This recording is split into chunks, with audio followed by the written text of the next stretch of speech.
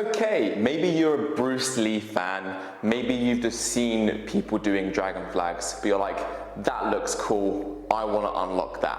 You're in the right place. Today, I'm going to teach you how to go from a hollow hold all the way to a hollow hold, but you're floating off the floor. Okay, let's break it down. So, the dragon flag.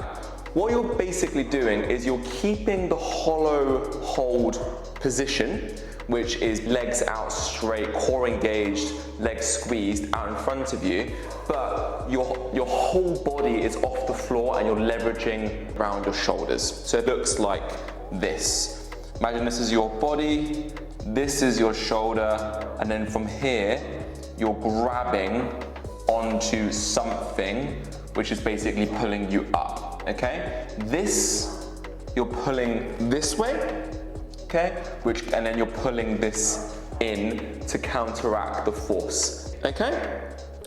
Now, the way that I approach the dragon flag is the exact way that I'd approach any movement in calisthenics. We break it down bit by bit and we look at it in terms of leverage. So, just to quickly go back to basics on the dragon flag, the first movement is obviously the hollow hold. Now, if you watched that video, just in the same way that we went from tuck to advanced tuck to one leg to straddle, that's exactly how you do the dragon flag. It's the same thing. It's very, very simple.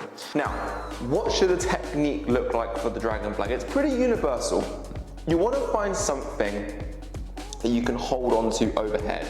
You want to have almost like a 90-degree angle in your elbow, and you want to keep your elbows nice and tight, and you want to be pulling in. One little tip that I notice in people doing the dragon flag, they complain a lot about neck pain.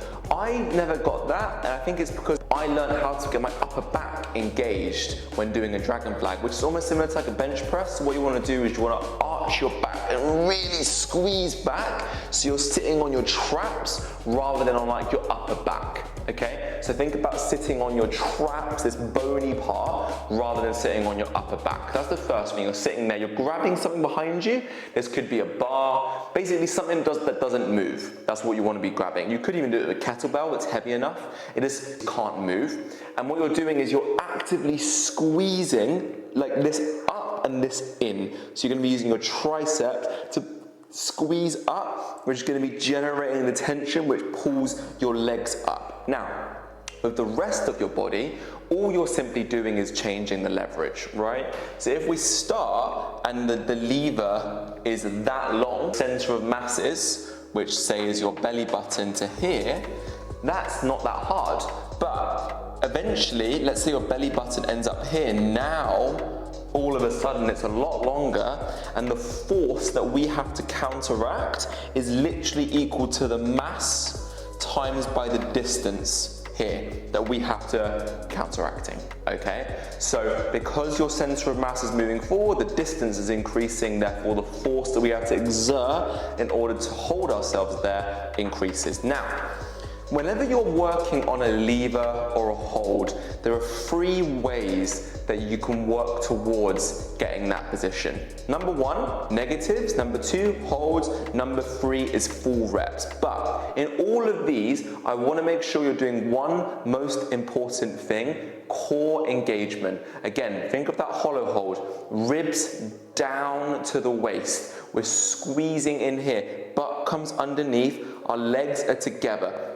This part here, from your ribs to your knees, pretty much stays the same throughout all of the, apart from straddle, pretty much the same. Your ribs are squeezed in, your butt squeezed forward, your knees are in. And already just doing this, I can feel the tension here. Now, we're gonna progress through different leverage points. We're gonna go from tuck to advanced tuck, to one leg, to straddle, to full. And all we're simply gonna be doing is negatives, then negatives into hold, then negatives, then basically full reps, then we go to the next one. So let's go through from the hollow hold. So hollow hold, we're gonna go onto our first dragon flag, pull the shoulders back out, pull up on the bar, bring the knees in, come up so our hips are off the floor. And maybe we might be able to come down and then we fall to the floor. Then we jump back up and get back into the position, and we just do a negative. Maybe you're strong enough that you can come down and you can hold yourself in a nice horizontal angle. The perfect dragon flag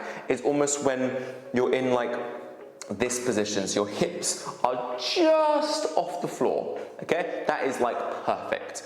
And think about this movement as moving from the hips rather than moving from the feet, okay? So you're moving from the hips in that position.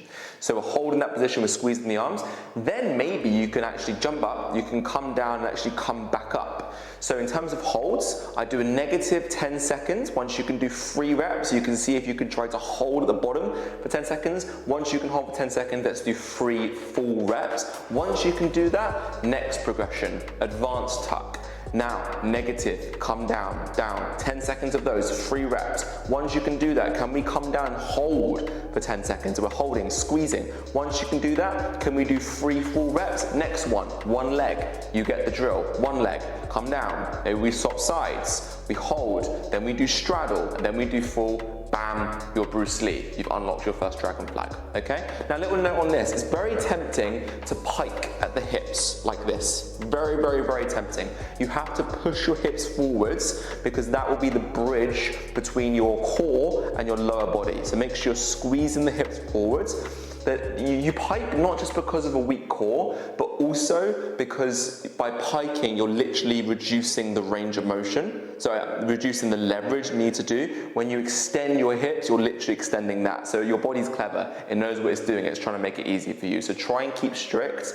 If you find you're piking, you might need to regress 1 movement or regress 1 negative hold reps in order to get there, okay? So, just some little tips and tricks for the dragon flag that really helped me. I really like in the full dragon flag and the straddle on the 1 leg, pointing my toe as hard as I can, almost so much that my calf cramps. I don't know why, it just works really well to help me generate full body tension and really get that squeeze when it comes to the dragon flag. I also like almost squeezing my elbows in tight and having a bit of an arch in my upper back so I can really get that squeeze. That's what's going to be counteracting your full body. So make sure you keep this squeezed as much as you can. And also, I really, really like just doing negative into holds. I think that was the best way for me to learn the dragon flag.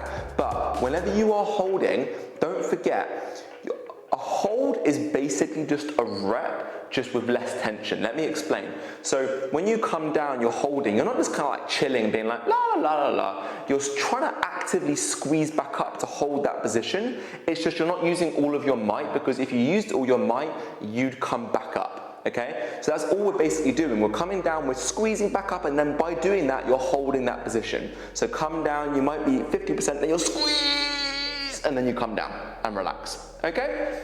That's the dragon flag. It's really, really simple. Again, let's break it down step by step. Tuck, advanced tuck, 1 leg, straddle. When you do straddle, really make sure to drive the legs out. Don't pike in the hips and squeeze your butt forwards, okay? And again, we're pulling on here. We're trying to bring these 2 points together, this and this in, making sure we're nice and strong in the hollow hold, and bam, in no time, you'll be getting your first dragon flag. Guys, if you like this video and you feel like it benefited you, make sure to smash that like button below. That way that I know which videos you guys enjoy and I'll make more of them. If you've got any questions or comments, leave them in the comment section below. I get back to all of the questions on the CaliUnity YouTube, and I'll be more than happy to help you. And if you know someone who's looking to be Bruce Lee and working on their dragon flag, send this video to them. It's completely free and it might help someone else progress in their journey. If you want to see more of this stuff, make sure to subscribe to the CaliUnity YouTube. We're trying to make health education accessible to everyone, especially for the people that don't like traditional gyms, but still want to get toned, strong, and mobile. We're taking all of the lessons that we learn at our world-class facility, CaliUnity in Bath in the UK, and sharing it online. So as we coach people in person, we're sharing it online for free to help you from home. All right, guys? So go unlock that dragon flag. Go do it in crazy places. Do it at the pool. Do it at the beach. Look insane. Get that core tension going. Have the movement that literally looks like you're defying gravity. And I will see you guys in the next video.